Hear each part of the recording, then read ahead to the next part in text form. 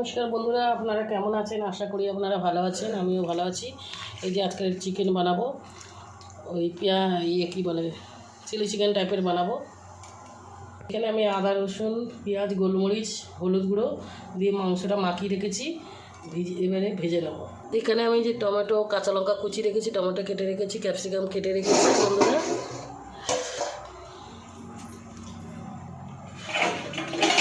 আর এখানে পেঁয়াজ কেটে রেখেছি, আদা বেটে নেবো, আদা আর রসুনটা বেটে নেবো শিলনোড়াতে।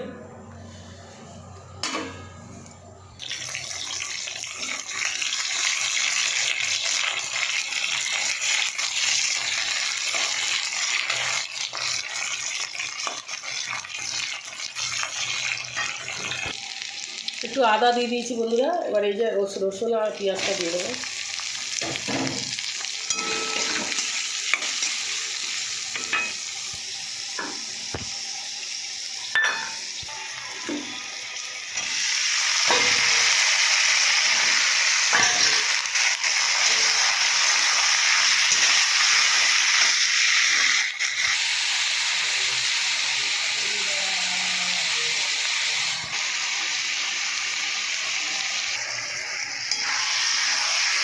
তো বন্ধুরা মাংসটা ঢেলে দেবো।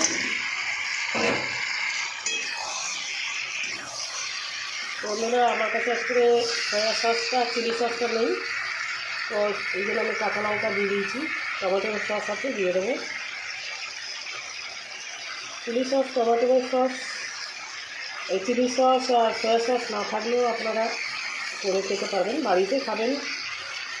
লোকজন নিলে না দিলে একটা ভালো লাগে না, বাড়িতে খেলে এই দুজন একটা সস দিলেও হবে, না থাকলে কী করা যাবে, যেটা আছে ওটা দিয়েই চালাতে হবে।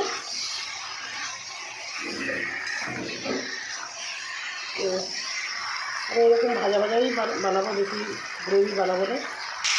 তো বন্ধুরা আমি চিলি সস আর টমেটো সয়া সস আনতে ভুলে গেছি।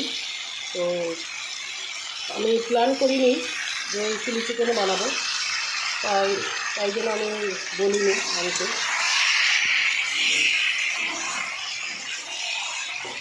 তো আমার ভিডিওটা যদি আপনাদের ভালো লাগে, বন্ধুরা আমার কাছে কর্নফ্লাওয়ারও ছিল না, ময়দাও ছিল না, তো আমার কাছে চালের গুঁড়ো ছিল।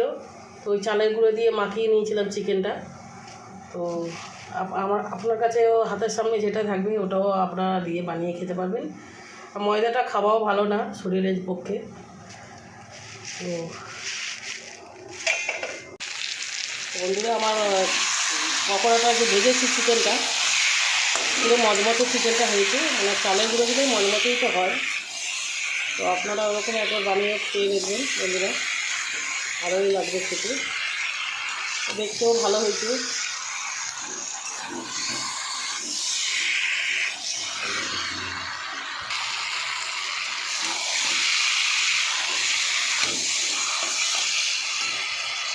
এই যে আমার চিলি চিকেন হয়ে গেছে, আমি নামিয়ে দিয়েছি। আমার ভিডিওটা যদি আপনাদের ভালো লাগে আপনারা লাইক শেয়ার কমেন্ট করে দেবেন, সাবস্ক্রাইব করে দেবেন বন্ধুরা। নমস্কার বন্ধুরা।